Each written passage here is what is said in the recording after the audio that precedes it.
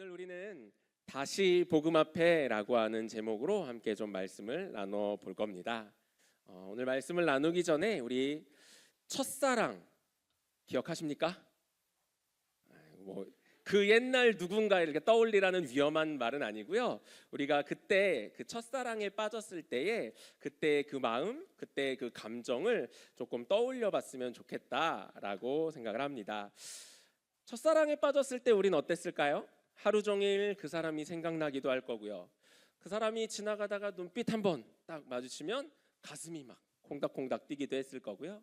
그 사람의 말 한마디 한마디에 귀를 기울이고 그리고 그 말을 내게 했을 때 그 설레는 감정들이 있었을 거예요. 누구나 다 이 자리에 그러한 첫사랑의 감정을 가지고 있을 거라 생각합니다. 그리고요, 오늘 이 예배 자리에 모인 저와 우리 성도님들에게는 또 다른 모습의 첫사랑이 하나 있습니다. 바로 오늘 우리가 말씀을 통해서 나누어 볼 영적인 첫사랑입니다. 나를 향해서 주셨던 하나님의 그 사랑이 깨달았을 그때, 그리고요, 말로만 들어왔던 예수님이 내 삶에, 내 마음에 인격적으로 들어와 처음 만났을 그때, 듣기는 들었는데 쉽게 와닿지 않았던 그 복음이라고 하는 말이 어느 순간 실제가 되어서 내 마음에 들어와 감사와 기쁨으로 바뀌었을 그때, 그리고 또 이런 분들도 있을 거예요. 들려지지 않았던 말씀이 들려지게 되고 기쁘지 않았던 찬양이 기뻐지게 되는 그때, 우리는 그때를 영적인 첫사랑의 순간이라고 이야기를 합니다. 그럼 그때 우리가 드렸던 그 예배는 어땠을까요? 그리고 그 예배에서 드렸던 찬양, 기도, 그리고 그때의 그 섬김은 어땠냐라고 하는 겁니다. 그리고 그때와 비교해서 지금은 어떤지 한번 다시 생각해 볼 필요가 있습니다. 오늘 우리는요, 영적인 첫사랑을 기억해야 될 자리로 부름을 받았습니다. 나를 향한 하나님의 그 사랑을 처음 느꼈을 그때로, 그리고 진짜 기쁨과 감사가 넘치는 모습으로 예배드렸을 그때로 우리는 그 모습이 지금 우리 안에 있는가를 계속해서 살피고 바라봐야만 합니다. 왜냐하면 오늘 우리가 함께 나눌 말씀, 본문 자체가 그 내용이기 때문이에요. 예수님은요, 오늘 이 본문에 기록된 대로 에베소 교회가 처음 사랑을 버린 것에 대해서 책망하고 계십니다. 처음 사랑을 버렸기에 책망받는 이 에베소 교회를 보면서 우리도 스스로에게 이와 같은 질문을 좀 해볼 수 있어야 돼요. 그럼 나는 지금 복음 앞에 바로 서 있는가? 지금 나는 예수님을 여전히 나의 첫사랑으로 사랑하고 있는가? 이 질문에 우리 모두가 다 아멘으로 대답하고 응답하고 말씀 앞에 바로 설 수 있는 저 우리 세영광교회 성도님들이 되시기를 바라면서 말씀을 나누도록 하겠습니다. 오늘 우리가 읽었던 이 요한계시록이라고 하는 책 1장 1절에 보면요, 요한계시록이라고 하는 책이 어떤 책인가에 더 분명하게 설명을 하고 있습니다. 예수 그리스도께서 계시하신 일들을 기록한 책이고, 일어날 일들에 대해서 예수님이 자기의 천사를 사도 요한에게 보내서 알게 하셨다라고 기록이 되어 있어요. 즉 오늘 우리가 함께 나눌 이 요한계시록은요, 삼위일체 하나님의 분명하신 뜻이 나타내는 책이지만 특별하게 교회의 주인이라 칭하고 계시는 예수님께서 하시는 말씀이다 라고 하는 사실을 우리가 좀 더 머릿속에 기억을 하고 말씀을 묵상한다면 조금 더 깊게 와닿을 거라 생각을 합니다. 자, 2장 2절과 3절을 보면요, 예수님께서 에베소 교회를 향해서 칭찬하는 모습이 먼저 나와요. 이렇게 기록되어 있습니다. 내가 네 행위와 수고와 네 인내를 알고 또 악한 자들을 용납하지 아니한 것과 자칭 사도라 하되 아닌 자들을 시험하여 그의 거짓된 것을 네가 드러낸 것과 또 네가 참고 내 이름을 위하여 견디고 게으르지 아니한 것을 아노라. 아멘. 네, 에베소 교회는요, 굉장히 모범적인 교회였던 것 같습니다. 말씀을 이 말씀 2절과 3절의 내용을 조금 풀면 이런 거예요. 바른 교리를 바탕으로 진리를 왜곡하는 자들을 분별할 줄 아는 영적 분별력 있는 교회였다. 그리고 오랜 시간 예수님을 위해 고난도 견뎌내며 낙심하지 않았던 충성된 공동체였다라고 하는 겁니다. 조금 더 쉽게는요, 오늘날로 표현하자면 성경 공부도 열심히 충실히 잘하는 교회였고, 잘못된 가르침에 대해서 민감하게 반응하는 교회였고, 그리고 그 하나님의 일을 열심히 감당하는, 사역하는 건강한 교회였다라고 지금 2절 3절에는 칭찬을 하신 거예요. 그래서 예수님께서도요, 그들의 행위, 수고, 인내를 안다라고 말씀하고 계세요. 그런데 4절, 이어지는 4절을 보면 조금 충격적인 말씀이 기록됩니다. 이렇게 기록됐어요. 그러나 너를 책망할 것이 있나니 너의 처음 사랑을 버렸느니라. 굉장히 아름답고 건강한 교회인 것처럼 칭찬하셨는데, 그 칭찬의 뒤에 지금 뭐가 나오느냐? 그러나 너를 책망할 것이 있나니, 그러나 내가 너무나 안타깝게 생각하는 게 있는데, 그러나 내가 그러지 않았으면 좋았을 법한데 너는 너의 첫사랑을 버려버렸어. 이 말씀을 보면서요, 우리도 잠시 멈춰서 깊이 좀 생각해 볼 필요가 있어요. 다 잘하는 것처럼 보이는 이 에베소 교회를 향해서 처음 사랑을 버렸다라고 하는 예수님의 책망은요, 교회의 정체성, 교회의 존재, 이유에 대한 책망이고요. 요걸 우리 각각 개인에게 보자면 성도의 성도됨에 대한 책망이기 때문이라고 하는 겁니다. 아무리 많은 것을 배우고요, 아무리 열심히 봉사하고 악한 것을 분별할 수 있어도요, 사랑이 없이는 아무것도 아니다라고 했던 그 말씀의 진리가 여기서 드러나는 거예요. 에베소 교회는요, 겉으로 볼 때는 매우 정상적인 교회였어요. 매우 건강한 교회처럼 보였어요. 잘 배웠고요, 배운 것을 잘 실천하는 교회였다라고 하는 겁니다. 하지만 예수님께서 그들을 봤을 때 그 교회는 어떤 교회였느냐? 놓친 내면의 중심, 즉 하나님을 향한 사랑이 없음을 문제 삼고 있는 교회였다라고 하는 겁니다. 하나님은 우리가 하는 일보다요, 우리의 마음을 먼저 보시는 분이에요. 많은 사역, 수고, 인내, 그 모든 것들이 겉으로 드러나는 행위일 수는 있지만요, 그 행위의 출발점이 하나님을 향한 사랑이 아니라면 그건 그냥 껍데기에 불과합니다. 그런데 이게 이 에베소 교회만의 문제는 아니라고 하는 게 더 큰 문제예요. 우리도요, 비슷한 위기를 겪을 수밖에 없어요. 정해진 예배 시간마다 빠짐없이 자리를 지킵니다. 등대와 선교 모임에 잘 참석하고 있고요, 여러 가지 교회 봉사도 충실히 하는데, 어느 순간부터 처음 내가 하나님을 만났던, 처음 내가 예수님을 나의 구주라 고백했던 그때의 그 첫 설레임, 첫사랑의 설레임은 사라지고요, 뭐만 남게 됩니까? 습관적으로, 그리고 기능적으로 신앙생활을 할 수 있다라고 하는 게 문제가 되는 거예요. 다른 말로는요, 하나님이 없이도 교회 생활을 할 수 있게 되었다라고 하는 거예요. 이 위험한 현실 앞에서 우리는 계속해서 질문을 할 수밖에 없어요. 내가 하나님을 처음 만났을 때 그 감격을 잘 간직하고 있는가? 아무런 감흥도 없이 그저 시간과 장소만 채우고 있는 예배자라고 하는 모습을 갖고 있는 건 아닌가? 신앙생활이 너무 익숙해져서, 그래서 안 하면 이상하니까 그냥 습관적으로 왔다 갔다 하는 신앙생활을 하고 있는 건 아닌가? 계속 질문해야 된다라고 하는 겁니다. 왜요? 하나님을 향한 사랑 없어도요, 사역할 수 있어요. 하나님을 향한 사랑 없어도요, 직분 감당할 수 있어요. 하나님을 향한 사랑 없어도요, 예배의 자리 지킬 수 있고요, 찬양도 할 수 있고요, 하나님을 사랑하는 척도 할 수 있어요. 그런데 하나님을 향한 사랑이 없는 모든 일들은요, 결코, 절대로 하나님 보시기에 아름다운 모습은 될 수 없어요. 하나님은 우리가 무엇을 했는가 보다 왜 그걸 하고 있는가를 보시는 분이에요. 그래서 어떤 신학자는요, 이렇게도 이야기하기도 했대요. 워커, 일하는 사람이 되기 전에 워시퍼가 되십시오라고요. 즉 하나님의 일을 사랑하는 사람이 일을 사랑하는 사람이 되기 전에 하나님 그분을 사랑하는 사람이 되어야 된다라고 하는 말이에요. 하나님은 일하는 사람보다 누구를 찾으시는 분이기 때문에 하나님을 사랑하는 사람을 찾는 분이기 때문이라고 하는 거죠.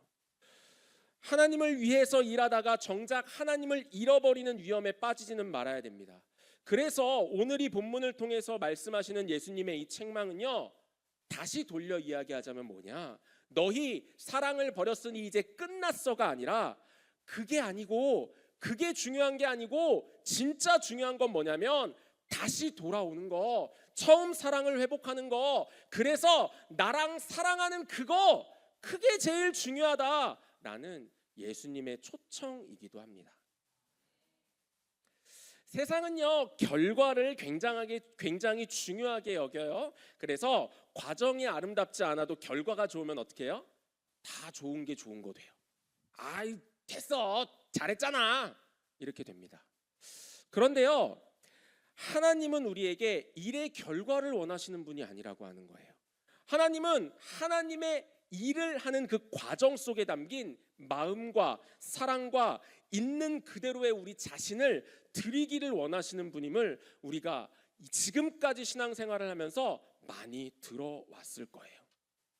그래서 오늘 우리가 함께 나눌 말씀의 제목이 다시 복음 앞에입니다. 오늘 우리가 다시 복음 앞에 서야 되는 이유는 간단해요. 딱 한 가지 이유밖에 없습니다. 그 복음이 우리를 죽음에서 건져내서 생명으로 옮겼고요, 사랑할 수 없는 우리가 사랑할 수 있게 만들었고요, 그 사랑이 지금도 우리를 계속해서 부르고 있기 때문에 우리는 다시 그 사랑 앞에, 그 복음 앞에 서야만 해야 되는 거예요. 이 시간 우리 자신에게 좀 솔직하게 물어봤으면 좋겠습니다. 나는 하나님에 대해 무감각해진 사람인가? 아니면 감사하게도 지금도 하나님을 사랑하는 사람인가? 우리의 행위와 수고, 인내를 아시는 하나님께서, 예수님께서 지금도 우리의 마음을 함께 바라보고 계십니다.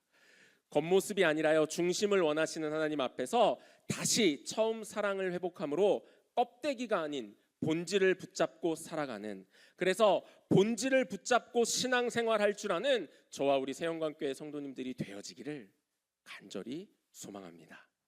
아멘. 계속해서 말씀 보겠습니다. 요한계시록 2장 5절 앞부분에는 이런 말씀이 기록되어 있어요. 그러므로 어디서 떨어졌는지를 생각하고 회개하여 처음 행위를 가지라. 아멘. 에베소 교회를 향해서 책망하셨던 예수님은요, 이제 그 에베소 교회를 향하여서, 그리고 말씀을 함께 보고 있는 우리를 향하여서 두 가지의 명령을 하십니다. 첫 번째는요, 생각하라입니다. 그리고 두 번째는요, 회개하라입니다. 예수님은요, 에베소 교회를 향해서 먼저 생각하라고 말씀하시는데, 이거는 아까 우리가 했던 것처럼 첫사랑의 감정이 어땠습니까? 그 감정을 떠올리라는 뜻과는 조금 달라요.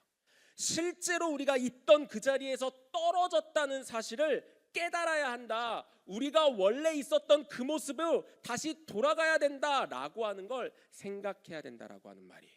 그리고 두 번째로 회개하라고 하시면서 또 어떤 말씀이 붙어 있느냐?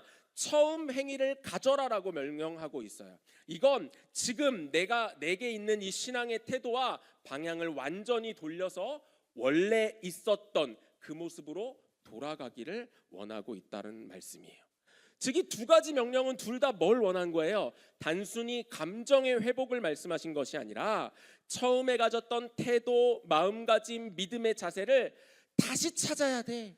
그게 필요해. 그게 있어야만 신앙생활이라고 할 수 있고, 그게 있어야만 성도라고 할 수 있고, 그게 있어야만 교회라고 할 수 있는 거야를 알려주는 말씀인 거예요.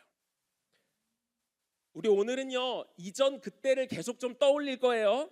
우리가 처음 예수님 만났을 때를 좀 다시금 떠올렸으면 좋겠습니다. 그때 우리에게 있어서 예배는요, 가장 큰 기쁨이었고 가장 큰 감사였을 겁니다. 그렇지 않으십니까? 아멘. 그렇지 않았다면 지금 다시 그 모습을 사모하면서 기다리시면 돼요. 하나님을 향한 예배가 내 인생에서 가장 큰 기쁨이요 즐거움이 되길 원합니다 라고 그렇게 지금이라도 기도하신다면 하나님께서는 그 첫사랑을 오늘 다시 허락해 주실 줄 믿습니다.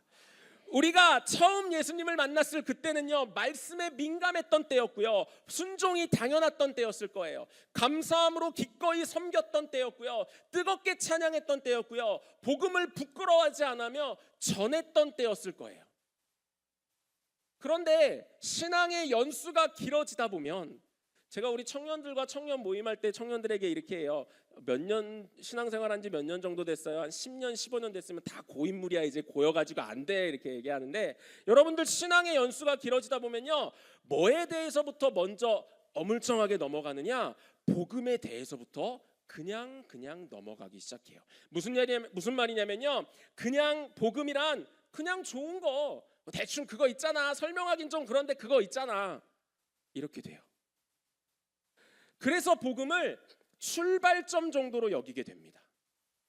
너무 단순한 진리라서 이제는 그 단순한 거 말고, 너무 쉬운 거 말고, 신앙생활을 오래 했으니까 왠지 더 뭔가 특별한 걸 알아야 될 것 같고, 들어야 될 것 같고, 배워야 될 것 같고, 왠지 더 특별한 걸 나도 이야기할 수 있어야 될 것 같이 생각한다라고 하는 거예요. 그러다 보니 하나님이 나를 위해서 얼마나 큰 사랑을 베풀어 주셨는지, 그 은혜를 베풀어 주기 위해서 하나님이 얼마나 많은 것을 포기하실 수밖에 없었는지, 그래서 이게 얼마나 크고 놀랍고 기쁜 소식인지에 대해서는 어느 순간 더 이상 생각하지 않고요, 신앙의 연수가 길어졌으니 나의 지식이 채워져야 되고, 경험이 채워져야 되고, 그리고 다른 모습으로 좀 멋있어져야 되라고 하면서 자꾸 다른 것들에 관심을 기울이게 된다라고 하는 거예요. 이렇게 우리는 복음을 초신자용으로 오해하면서 신앙생활을 해요. 하지만 분명히 말씀드립니다. 복음은요, 신앙의 시작이자 동시에 전부입니다. 사도 바울은 이렇게 고백합니다. 내가 그리스도와 함께 십자가에 못 박혔나니 그런즉 이제는 내가 사는 것이 아니요 오직 내 안에 그리스도께서 사시는 것이라. 아멘. 갈라디아서 2장 20절 말씀입니다. 바울은 복음이 단지 과거 어떤 순간에 있었던 은혜가 아니라 숨쉬며 살아가는 나의 모든 순간을 살리는 현재의 은혜라고 분명히 선포하고 있어요. 바울의 고백처럼 예수를 믿는다는 거는요, 단지 기독교라고 하는 종교를 가진 사람이 되었다라는 걸 말하는 게 아닌 거예요. 예수를 믿는다는 건 뭐냐? 하나님께서 나를 위해 계획하시고 실현하셨던 그 사랑을 이제는 내 삶을 통해서 드러내면서 사는 삶, 즉 복음이라고 하는 그 이야기가 중심이 된 삶을 살겠다라고 하는 변화의 결심이면서 동시에 나의 믿음의 고백이라고 하는 겁니다. 여러분, 잘못 생각하시면 안 됩니다. 복음은 절대 초신자용으로 주어진 게 아니에요. 복음은 절대 신앙을 시작할 때 듣고 그때 이야기 어느 정도 되고 끝날 것이 아니라고 하는 겁니다. 복음은 기독교 신앙의 시작이자 동시에 기독교 신앙의 전부라 고백할 수 있는 믿음의 고백이 우리 가운데 계속해서 넘쳐나야 될 줄 믿습니다. 하나님만 주실 수 있는 이 복음의 기쁜 소식이 우리의 삶을 이끌어가는 원동력이 되시고요, 내 삶의 중심이 되기를 바라면서 사는 저와 우리 세영광교회 성도님들이 되시기를 다시 한번 소망합니다. 아멘.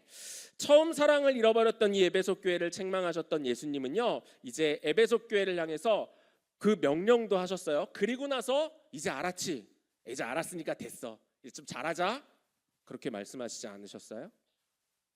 많은 수고, 인내, 교리적 분별력까지 있었지만 그럼에도 심각하게 경고하셨어요.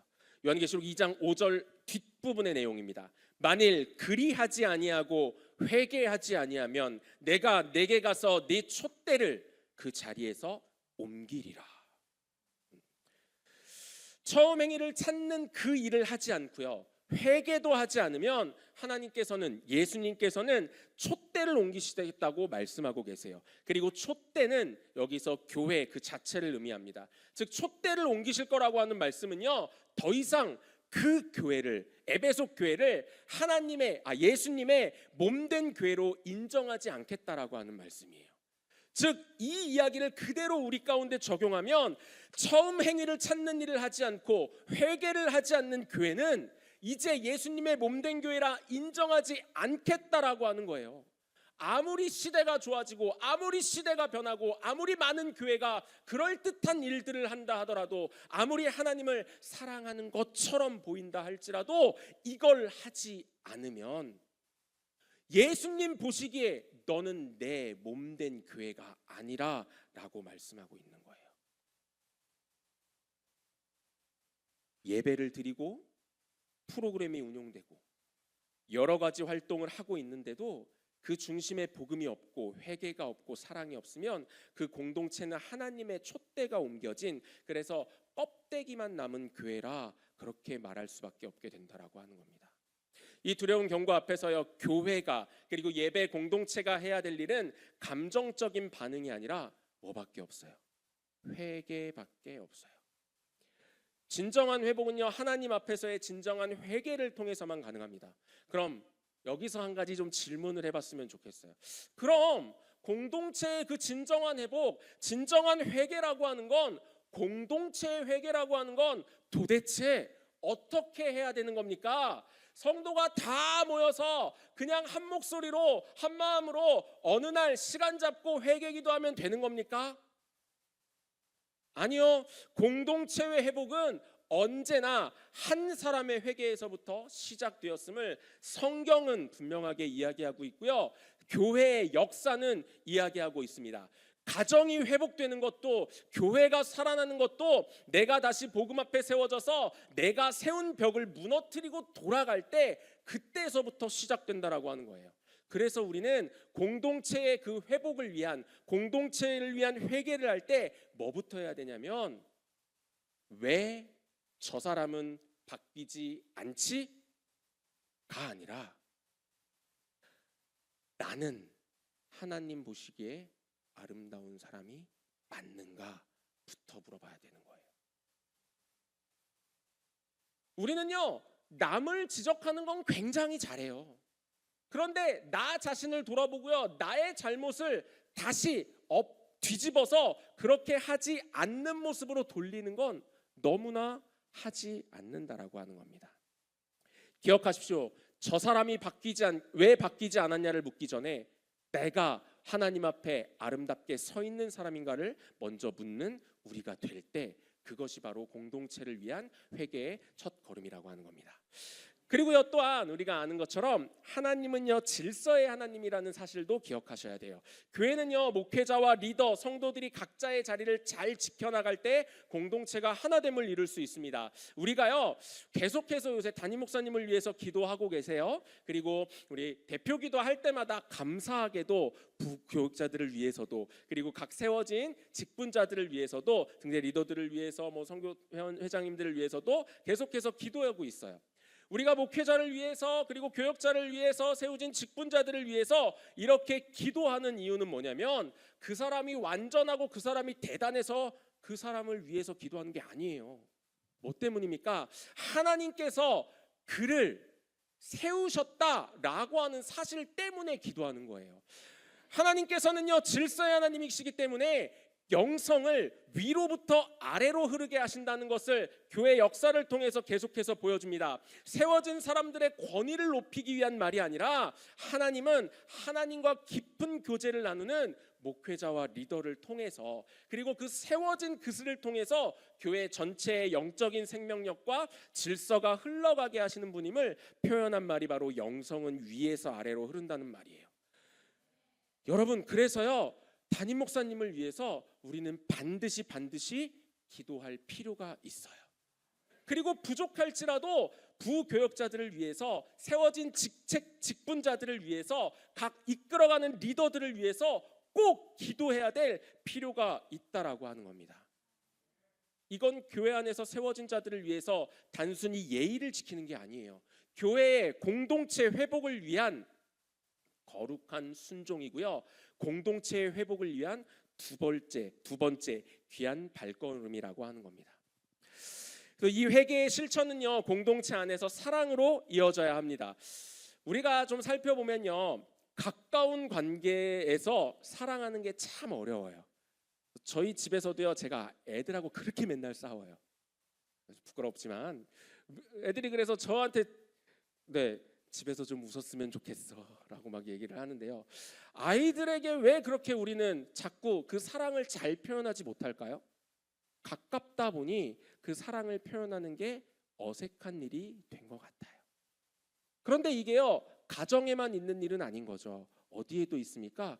교회 공동체 안에도 자꾸 나타나요. 우리가 하나님께서 우리를 한 지체로 묶어 주셨어요. 예수님을 몸으로 해서 각 지체가 되었는데, 각 지체가 되다 보니 자꾸 뭐 하게 돼요? 우리가 너무 가까워진 것처럼 착각할 때가 있어요.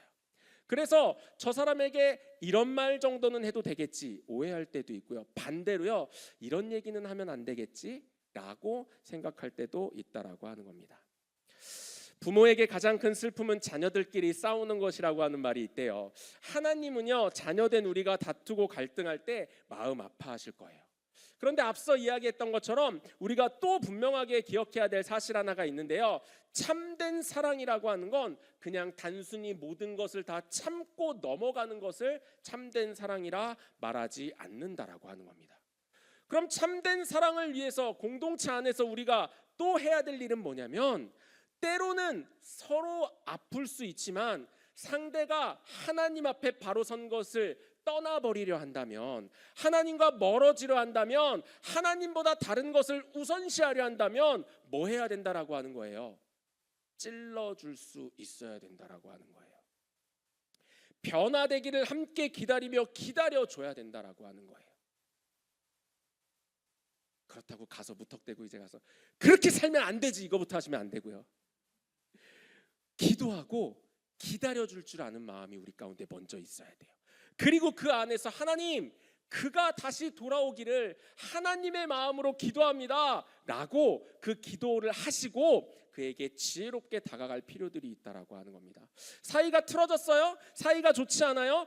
저 사람과 만나면 내 마음이 불편해요? 그럼 더욱 그를 위해서 기도하셔야 돼요. 왜요? 불편한 모습으로 계속 지내면 가족들도 어때요? 보기가 서먹서먹해져요. 그럼 결국 나중에는 남남처럼 지나게 될 수 있어요. 그런데 교회 안에서 그런 일들이 일어나면 그 교회를 하나의 공동체라고 말할 수 있겠습니까?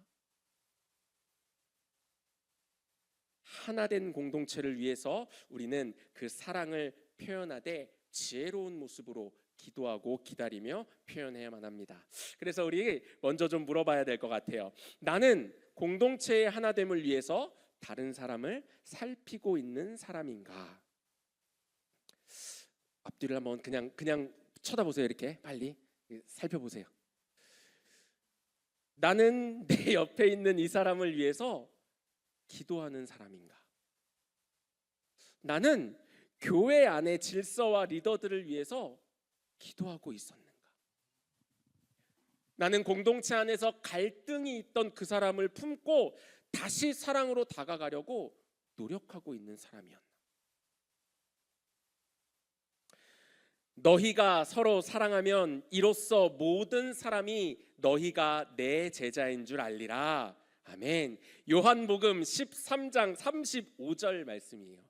예수님의 몸된 교회, 하나님이 보시기에 진정으로 아름다운 공동체는요, 다시 복음 앞에 세워진 나 자신의 회개에서 시작되고요, 그리고 그 모습으로 이제 다시 공동체를 살피고 사랑할 때, 그때야 비로소 바르게 세워질 수 있습니다. 우리 세영강교회가 하나님 보시기에 진정으로 아름다운 공동체가 되기를 바라면서요, 먼저 스스로를 살피시고 교회를 사랑하며 기도하는 귀한 모습들이 날마다 더해지는, 그래서 저와 우리 세영강교회 성도님들이 하나님 앞에 아름다운 성도가 되고 아름다운 교회가 될 수 있기를 다시 한번 간절히 소망합니다.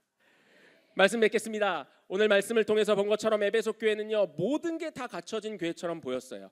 그런데 가장 중요한 처음 사랑을 잃어버렸기에 책망받은 교회였습니다. 그래서 예수님께서는 처음 사랑을 회복하라 말씀하셨고요, 그 말씀을 힘입어 우리 역시도 다시 복음 앞에 서서 나의 삶을 채워가고 나의 삶을 다시 세워가야 될 줄 믿습니다.